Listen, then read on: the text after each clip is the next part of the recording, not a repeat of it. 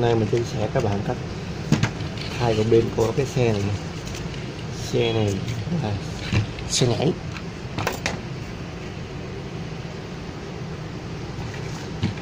Đó, xe nhảy.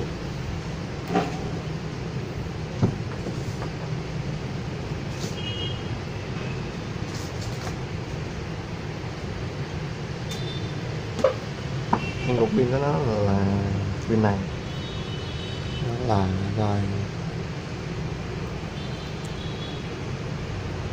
380 mAh 3,7V.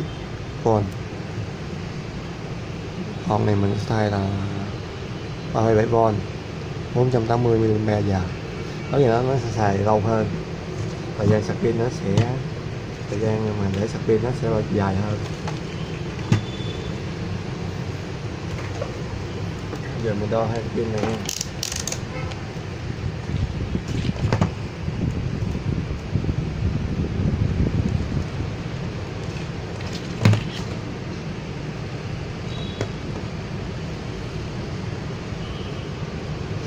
Pin này mình sạc nó không có ăn điện nữa, bình thường nó không ăn điện nữa. Mình đo thấy không ngon rồi, băng qua bên. Rồi giờ mình sẽ đo cái cục mới, pin mới là mình âm, cái đỏ là đỏ, dương dương, nó là khoảng gần 4V nữa các bạn, gần 4V. Một kim nó thì mình số 4. Rồi giờ mình sang hai cái cục này rồi thay cục này bằng cái cục này, mình sẽ lấy cái dắt này hàng chỗ này xong gắn vô cái chỗ này, đầu này ha. Rồi bắt đầu thôi.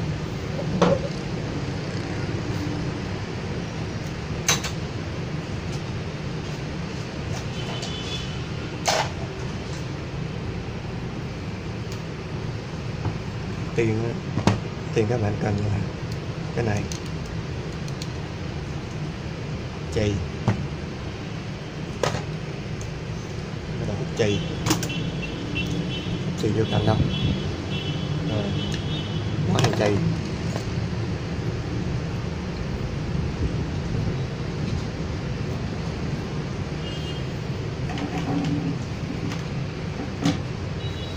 Rồi mình sẽ cắm điện bỏ hàng chì vô.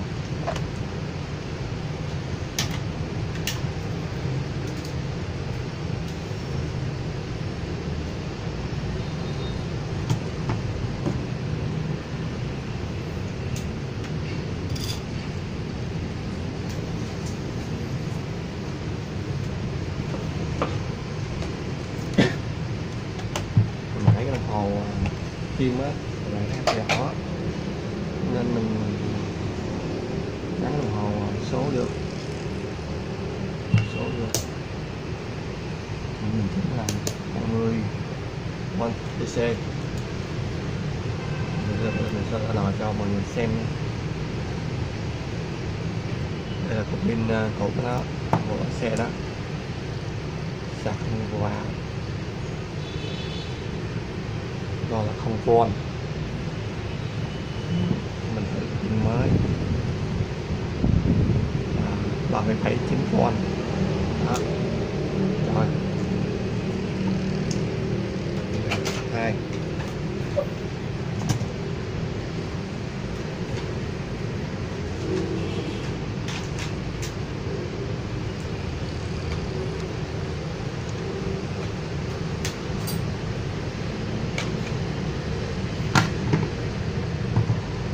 sẽ cắt cái dây này ra.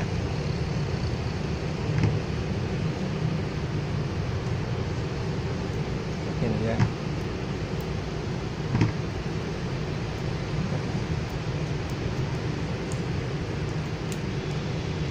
Cách nào không cắt.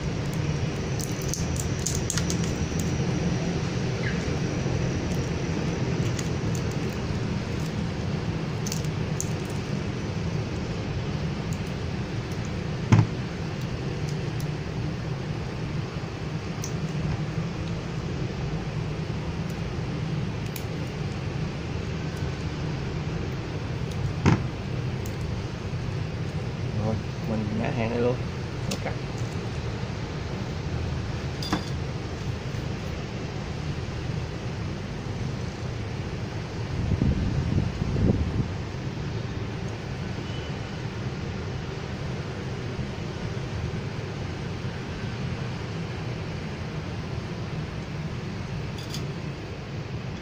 Cũng chưa nóng rồi, nó chưa nóng rồi mọi người.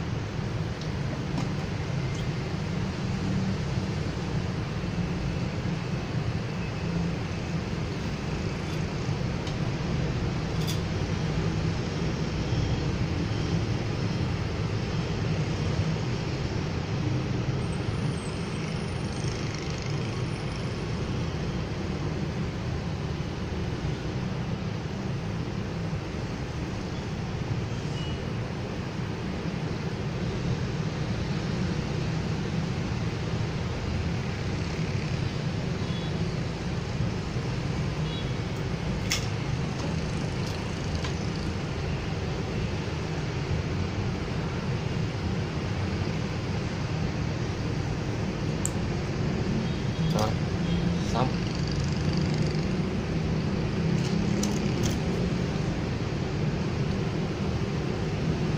Xin nói lên từ đây. Trước khi nói lon vậy co đâu, co vô.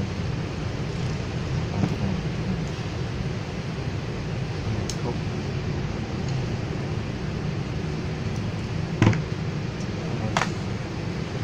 Ủa, cho bãi. Bự.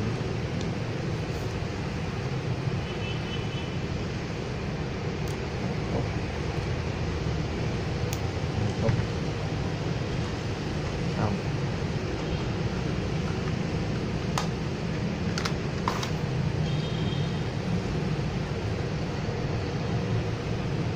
Lon đâu.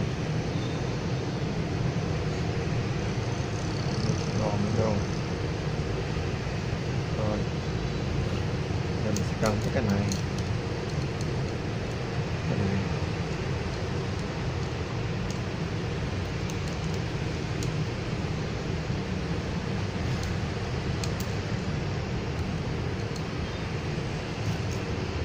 Chì. Chì.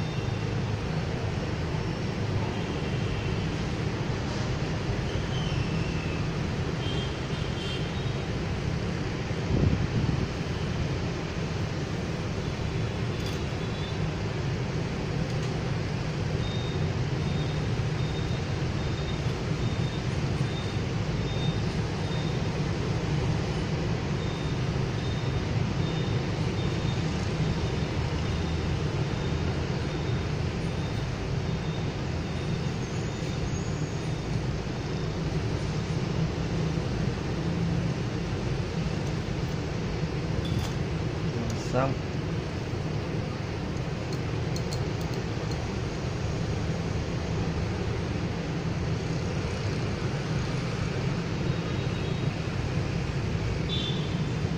Rồi giờ mình sẽ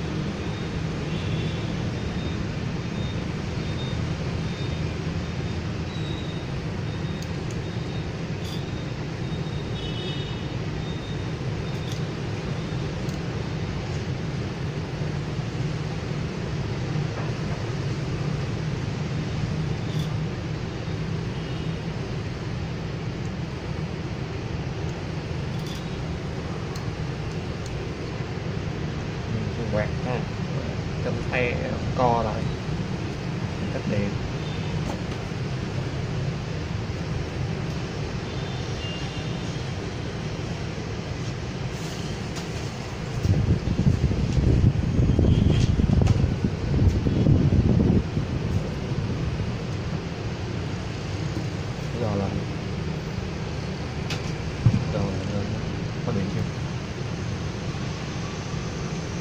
Chụp cái vô cùng. Rồi, đó, điện ok.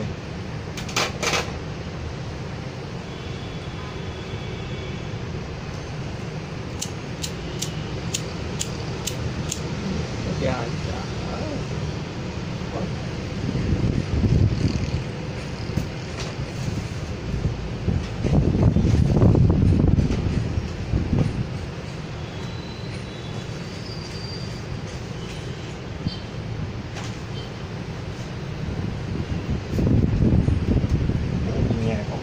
Nhà có cái hậu quẹt hết ra. Dạ, mình sẽ cứ khác.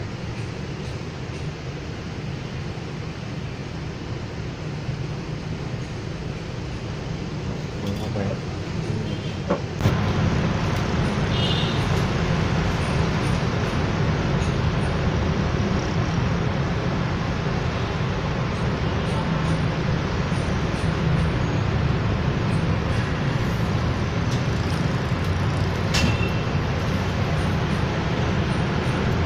Rồi mình có hậu quẹt khác rồi.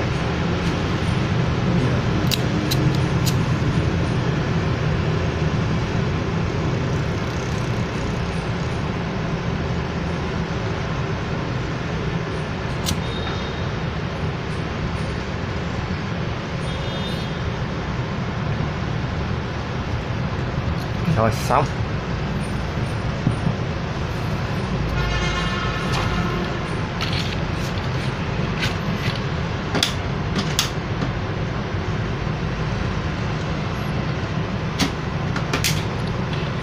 Rồi. Giờ mình sẽ gắn vô cái xe.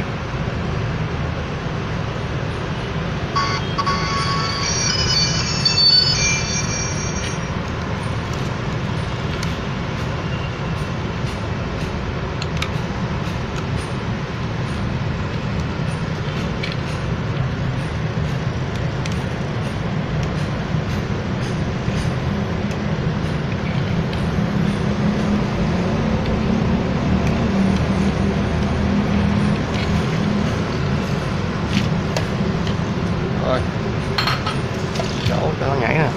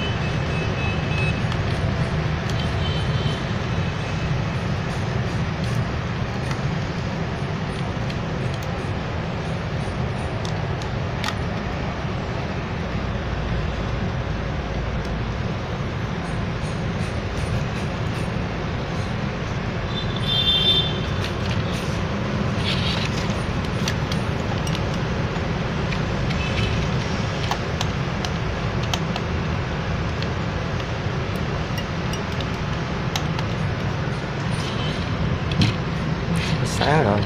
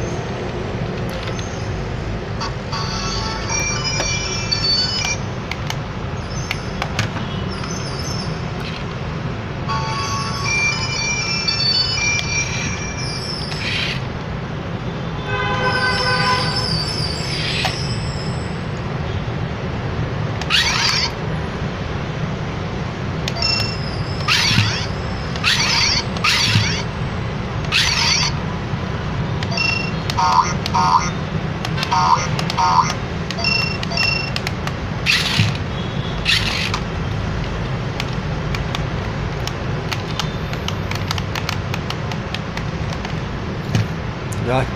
ok các bạn, ok nha mọi người, xong.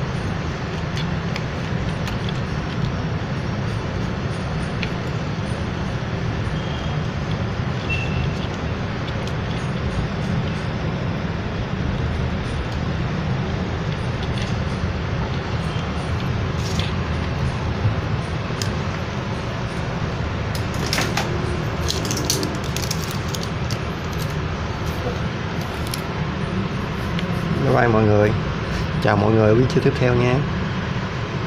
Cảm ơn các bạn đã, cảm ơn mọi người đã xem video của mình. Hãy nhớ, nếu các bạn thích hãy nhấn like